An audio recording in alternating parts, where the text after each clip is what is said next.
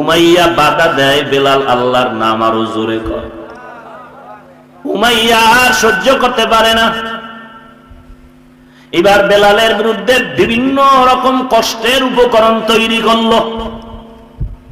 এক পর্যায়ে বেলালের হাতে পায়ে রশি লাগায় বেত্রাঘাত করা শুরু করলো। বেলালের চিৎকারের আওয়াজ দরওয়াজা দিয়া হযরত আবু বকর সিদ্দিক হেঁটে যায়। বেলালের কান্নার আওয়াজ শুনে থমকে দাঁড়ায় গেল। উমাইয়ারে ডাক দিয়া কয়, রে উমাইয়া, বেলালের আর মারবা না। এ গরিবের সন্তান, তবে তার ঈমান কিন্তু দুর্বল না। তুমি বেলালের আমার কাছে বিক্রি করে দাও, অথবা আমার কাছে একটা গোলাম আছে তোমাদের লাইনের, তাকে দাও, বেলালকে দাও। বলে না না, বলে তো যদি তাও না হয় বিক্রি করে দাও, আমি টাকা দিয়ে কিনিয়ে আনি। নবীজি খবর পেয়ে কয়, রে আবু বকর, বেলালকে যদি কিনতে যাও, আমি নবীর থেকেও কিছু টাকা নিয়ে যাই। হাসরের ময়দানে আল্লাহ যখন ডাকবে বেলালের খরিদ্দার কারা, আমি নবীও বলবো আমিও বেলালের খরিদ্দার। এরে নবীর উম্মতের দল, বেলালের হাতে পায়ে রশি লাগাইয়া, রশির আর একটা মাথা ঘোড়ার পায়ে বা উটের পায়ে বেঁধে আরবের উত্তপ্ত গরম বালুর মধ্যে ঘোড়া পিটার দৌড়ায়। আর ওই গরম বালুর তাপে গেলা বেলালের পিঠের চামড়া গুলো পুড়ে যায়। বেলাল চিল্লাইয়া আল্লাহকে ডাকে, আহাদ আহাদ আহাদ, ও আল্লাহ, তুমি ছাড়া আমার আর কেউ নাই। দুনিয়ার কষ্ট সহ্য করে নিতেছি, তুমি ধৈর্য দাও। তারপরও চাই যেন আমি বেলাল জাহান্নামের আগুনে না যাই, কারণ জাহান্নামের এক সেকেন্ডের আযাব সহ্য করতে পারবো না। ও আল্লাহ, তুমি আমাকে কবুল করে নাও। এই বেলালের আমার নবী মসজিদে নববীর মুয়াজ্জিন বানায় দিবে। আমার নবী মেরাজ থেকে এসে বলে, ও বেলাল, আমি আরশে আজিম পর্যন্ত আল্লাহর সব কুদরত ঘুরে দেখলাম, জান্নাত দেখলাম, ওখানে গিয়েও তোমার হাঁটার আওয়াজ পেয়েছি। কি এমন আমল করো বেলাল? বেলাল কান্না করে বলেন, পয়গম্বর, আমি ওযু করার পরে 2 রাকাত নামাজ পড়ি, সুন্নত নফল নামাজ, এটা বাদ দেই না, দায়মি ভাবে করতেছি। এরে নবীর উম্মত, আল্লাহর নবী মদিনা থেকে মক্কা চলে গেলেন, বিজয়ী হয়ে গেল, মক্কা বিজয়। নবীর কলিজায় এত বড় দুঃখ ছিল, আজকে খুশির দিন, মক্কা স্বাধীন হয়েছে। যেই মক্কার সামনে গিয়া নামাজ পড়তে পারে না, মুশরিকরা বাধা দিয়েছে, আজকে সেই মক্কা নবীর হস্তগত হয়ে গেল। নবী হাতে লাঠি নিয়ে বাইতুল্লাহর ভেতরে 2 কাপ মূর্তিগুলো ভাঙতেছে। হযরত আলীকে বললেন, জমজমের পানি দিয়া ধুয়ে দাও, আজ আমরা খুশির কারণে বাইতুল্লাহে স্বাধীনভাবে বা জামাত যোহরের নামাজ পড়ব। এতদিন পারি নাই, গোপনে গোপনে কষ্ট করে করে ওরা আমারে থাকতেই দিল না মক্কায়, এখান থেকে আমাকে তাড়ায় দিল। আজ আল্লাহ মক্কা আমাদের হাতে এনে দিয়েছে, আজকে আমরা বিজয়ের নামাজ আদায় করব, বা জামাত ওপেন নামাজ পড়ব ইনশাআল্লাহ। সবাই রেডি হয়ে যাও, আজকে আমাদের নামাজ হবে মক্কা বিজয়ের নামাজ। আজ এই মক্কা বিজয়ের নামাজের আজান হবে একটা বিজয়ী আজান। কে দিবে আজকের এই বিজয়ের আজান? নবীজি মশওয়ারায় বসে গেলেন। সাহাবায়ে কেরামের মধ্যে একজন দাঁড়ায় বললেন, নবী, আপনি এত পেরেশান কেন? আজকের বিজয়ের আজান আর কেউ দিবে না, একমাত্র হযরত আবু বকর দিবেন বিজয়ের আজান। কারণ নবী, আপনিই তো আবু বকরের গুণগান করেছেন আর বলেছেন, কে সে আবু বকর? হিজরতের দুঃখিনী রাত, কষ্টের রাত, আপনি ঘর থেকে বেরিয়ে রাতের আধারে যখন আবু বকরের ঘরের কিনারায় গিয়া আস্তে করে ডাক দিলেন, আবু বকর, লাব্বাইক ওয়া সা'দাইক ইয়া রাসূলুল্লাহ। নবী আশ্চর্য হয়ে গেলেন, গভীর রাত আস্তে করে ডাক দিলাম, আবু বকর, আপনি কি ঘুমান নাই? আবু বকর চোখের পানি ছেড়ে কাঁদলেন আর বললেন, পয়গম্বর, বহু আগে আপনি আমাকে বলেছিলেন আবু বকর, হিজরতের সাথী তুমি আমার হবে, তুমি যেও না। অন্যান্য সাহাবায়ে কেরাম চলে গেছেন, আপনি আমাকে নিষেধ করেছেন আর ইশারায় বলেছেন আপনার সাথে আমি হিজরতের সাথী হয়ে যাব। আল্লাহর জাত ও সিফাতের কসম, ওই দিন থেকে আমি আবু বকর দিনের বেলা যত ব্যস্ত থাকি না কেন, রাতের বেলা যখন ঘরে এসে যাই, দরওয়াজার কিনারায় দাঁড়ায় দাঁড়ায় রহমাতুল লিল আলামিনের অপেক্ষায় থাকি। এক সেকেন্ড আমি ঘুমাই না, অপেক্ষায় কান সজাগ রাখি, কখন আমার মায়ার নবী এসে আবু বকর বলে ডাক দিবে। আমি যদি ঘুমায়া যাই আর নবী এসে যদি ডাক দেয়, দেরি হয়, শত্রু এসে আমার নবীকে ধরে ফেলবে। আল্লাহর কসম, আমি আবু বকর ঘুমাই না। নবী কিছুই বলতে পারেন না, চোখের পানি ছেড়ে কান্না করেন। আবু বকর বলে, নবী আমি একা ঘুমাই না। তা না, আমার ছোট মেয়ে আসমা তিনিও ঘুমায় না। প্রতিদিন নাস্তা বানায় বানায় অপেক্ষা করে, হিজরতের পথে নাস্তা দিবে নবীকে, অপেক্ষায় ঘুমায় না। নবী কান্না করেন। আবু বকর বলেন, নবী আমার মেয়ে আসমা ঘুমায় না। শুধু তাই না, সফরের জন্য আমি 2টা উট কিনেছিলাম, বাহন হয়ে যাবে।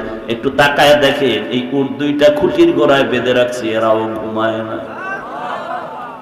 রাহমাতুল লিল আলামিন আসবেন, নবী এর উপরে উঠে মদিনায় সফর করবেন, উট ঘুমায় না। নবীজি কান্নার হালাতে বললেন, আজকে আমার দুঃখের রাত, আমার মা নাই, আমার বাবা নাই। আমার দুনিয়াতে 2জন আপন লোক ছিল, আমার বিবি খাদিজা, আর একজন আবার আপন ছিল আমার চাচা আবু তালেব। যেই মক্কার মানুষ আমাকে দেখতে পারে না, এমন বিপদ। ওই সময় আমার আপন হয়ে বন্ধু হয়েছিল আমার খাদিজা। আমি হেরা পর্বতের গুহায় গিয়ে আল্লাহর ধ্যানে কাটাইতাম, মাঝে মাঝে দেখতাম খাদিজা ওই পাহাড়ে গিয়া নাস্তা নিয়ে হাজির হয়ে যেত।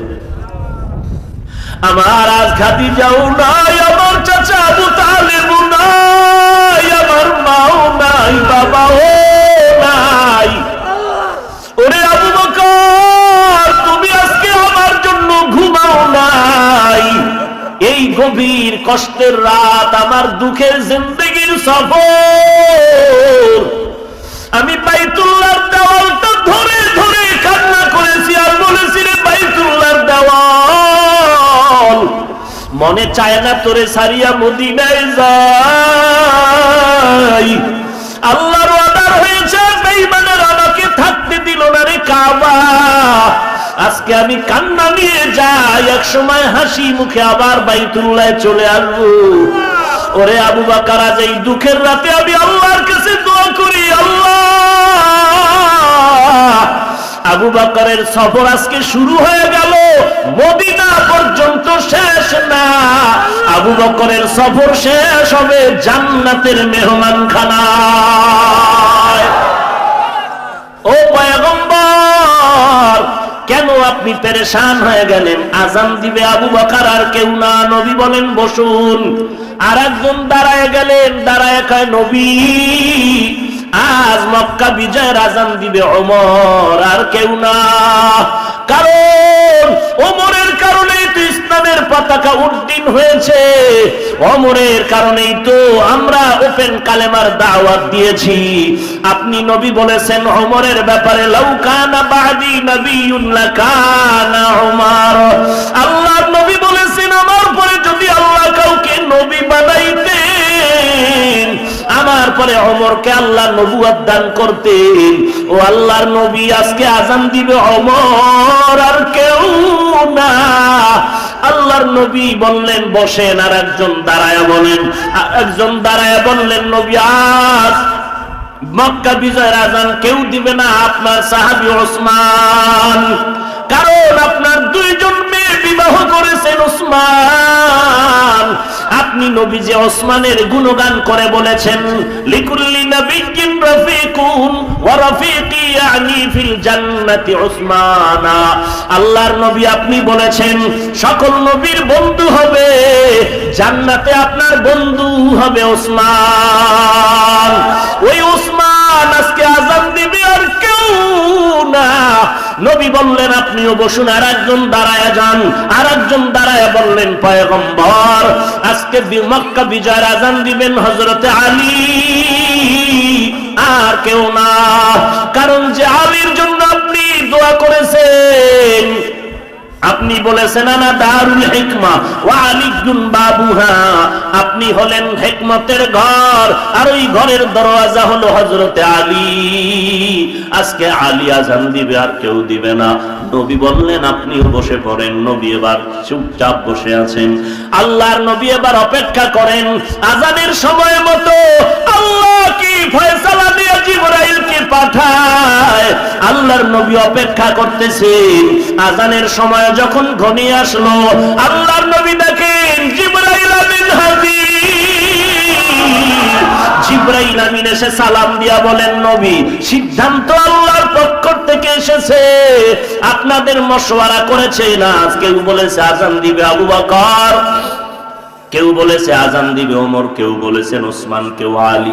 আল্লাহ তাআলার সিদ্ধান্ত এসে গেল আজকের এই মক্কা বিজয়ের আযান আবু বকরের কণ্ঠে হবে না, আজকের মক্কা বিজয়ের আযান ওমরের কণ্ঠেও হবে না, আজকের মক্কা বিজয়ের আযান ওসমানের কণ্ঠেও হবে না, আজকের মক্কা বিজয়ের আযান হযরত আলীর কণ্ঠেও হবে না।